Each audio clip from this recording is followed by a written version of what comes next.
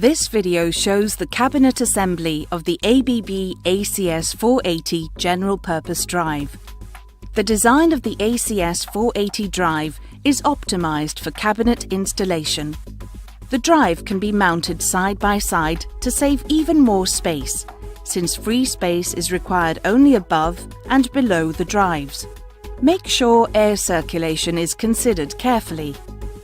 The assistant control panel will be mounted on the cabinet door using the DPMP-02 mounting platform.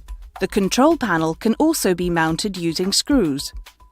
The mounting platform packaging contains an installation guide with specific instructions.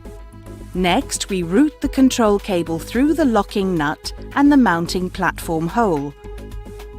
Tighten the locking nut by turning it clockwise. Connect the cable to the control panel and attach the panel to the mounting platform.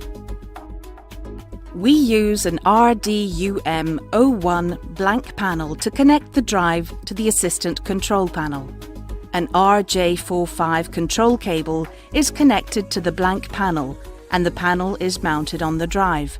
Secure the control cable, for example with a cable tie, to avoid mechanical stress on the panel connector. Adjust the length of the cable and secure it safely inside the cabinet.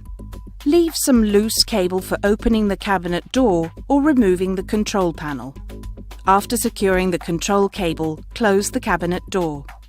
The ACS480 drive is now mounted inside the cabinet and ready for commissioning.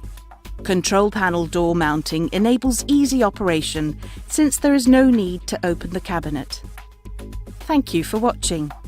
For more information, please visit our website.